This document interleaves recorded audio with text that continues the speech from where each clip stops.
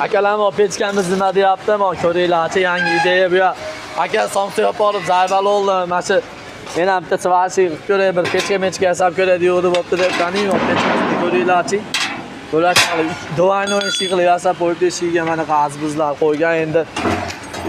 Shuncha rasot qilib yasab olgan, endi bundan tezroq qutulishim kerak aka. Narxini bir 600 ming so'm bersangiz bo'ladi deyapti. Ko'ryapsizlar, tayyorlardan olayman. Mana yerdan gaz-gazlar bo'ladi.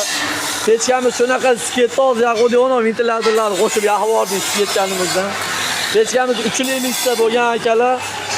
Ayollarni ham ko'ryapsizlar, bemalol yerga anaqa bo'lmaydi. To'q tushib, bezovta qilmaydi. Azbizimiz bo'lsa, tutun chiqarmaydi ancha-munchaga. Ichida yonayotgan tutun faqat bo'ridan chiqadi. Tashqariga umuman ziyoni yo'q.